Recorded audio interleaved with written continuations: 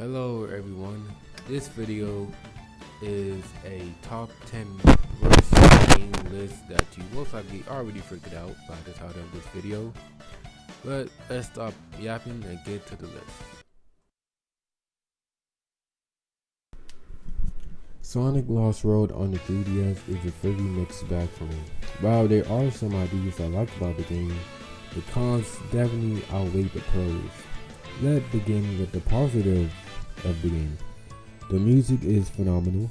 I loved the parkour system, and I feel like if Sonic Team were given a second chance to make a Lost Road style game again with better level design and controls, it would be a good game. Now with the cons. First problem that I have with Sonic Lost Road on the 3DS are that the levels feel like they dragged on for a eternity. Like one level can take as long as 20 minutes to complete, and not to mention, most of these levels aren't really fun. The only road I enjoyed was Winning Hill. It wasn't too long, wasn't too frustrating, it was perfect.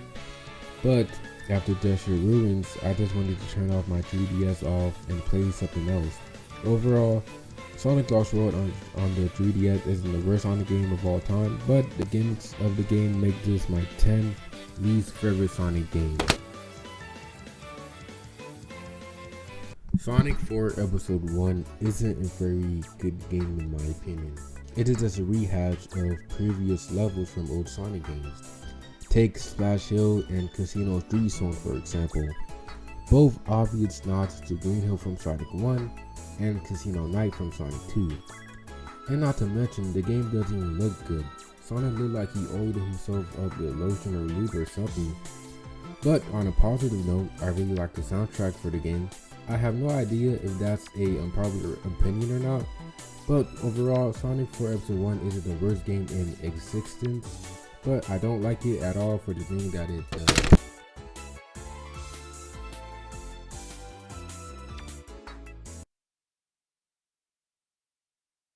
Sonic and the Secret Rings was a result of Sonic Team being split up into two groups. Group A working on Sonic 06, and Group B working on a port of Sonic 06 for the Wii. But the Wii wasn't powerful enough, forcing them to make a whole new game entirely.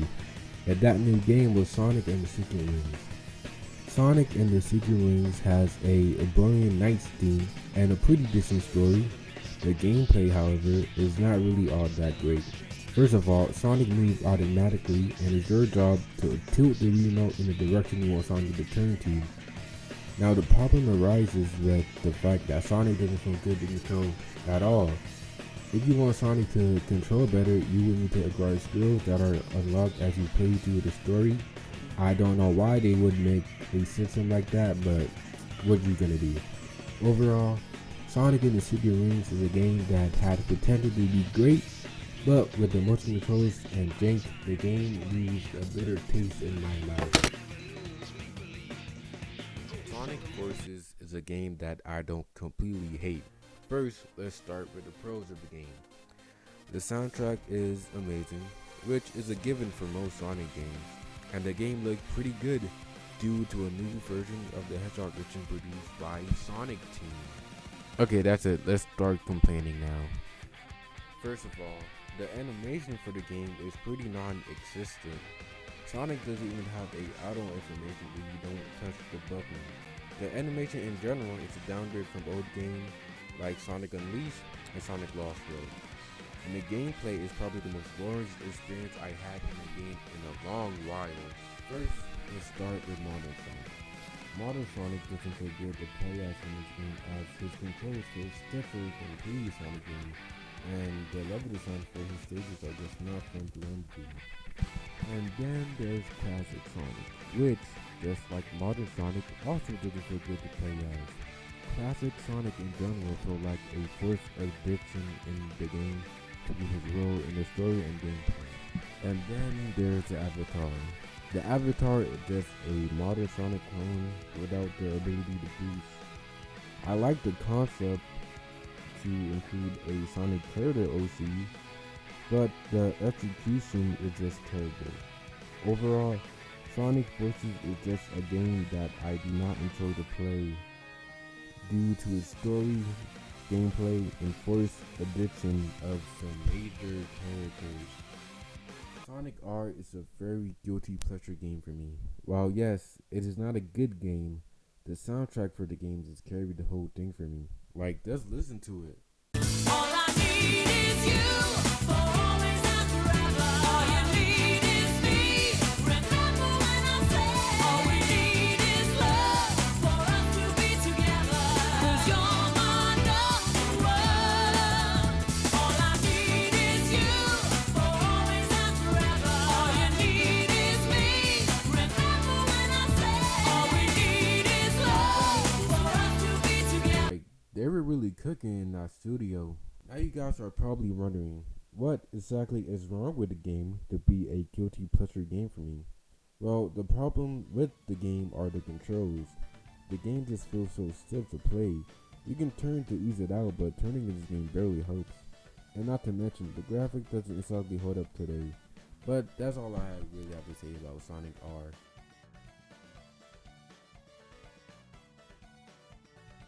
Sonic 3D Blast is not a very good game. The game sees you slaving captured birds captured by Dr. Robotnik. And that's it. That's the story. And as for the actual gameplay, all I'll say is one word: convoluted. Okay, next.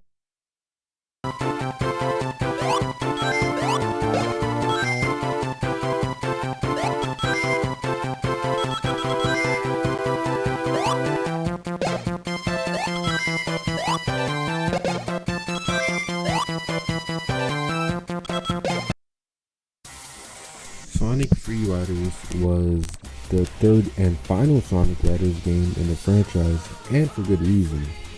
Sonic Free Rider was exclusively released on the Xbox 360 for the Kinect, launching November 4th, 2010. And by listening to that last sentence I just said, you probably already figured out why this game is at number 3 of my list. But let's go into further details about that. The biggest issue with Sonic Free Rider is that the game barely works. The game will barely register your inputs due to it being on the Kinect. And for those who do not know what the Kinect is, the Kinect was a giant camera that basically tracked your body, making you essentially the controller for the game that was compatible with the Kinect. The problem with the Kinect is that it barely registered player input, leaving most games that were compatible with the Kinect panned by critics and fans. And unfortunately, Sonic Free Riders was one of those games. Sonic Free Riders essentially killed the Rider series, which is sad if you really think about it. The Rider series had potential to be great, but Sega squandered it. Sonic the Hedgehog 2006, or most commonly referred to as Sonic 06, is one of the worst Sonic games ever made. Now, despite this, I actually do not hate the game as much as everybody else. I'll even go as far to say that I actually love the game, but there are major issues that cannot be overlooked about the game. But first, let's start with the pros of the game. The soundtrack is one of the best soundtracks in any video game in my opinion, and the level design was great and had really great exploration. And the CGI cutscenes are probably the best in the series. Now the cons. The first problem with the game is obviously the glitches. For those who do not know, Sonic 06 was rushed to meet Sega deadline because they wanted it out for the holidays, leaving the developers little time to patch out glitches in the game. Second problem are how the characters control. Sonic, in my opinion, controls the best out of the main cast, while everybody else controls poorly. Tails and Amy are probably the worst characters in the game. Their ground speed is abysmal, their attacks are very janky, and you are unfortunately forced to play as them to complete certain missions like the end of the world mission. Overall, Sonic 06 was a game that had potential to be one of the best Sonic games ever, but due to Sega's rushing the game, it is remembered as the game that essentially killed the franchise forever.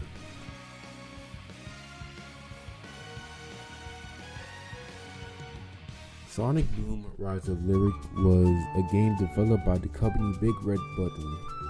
The game was supposed to be a spin-off of the Sonic the Hedgehog franchise, the Sonic Boom Arrow, if you will, but the game failed terribly.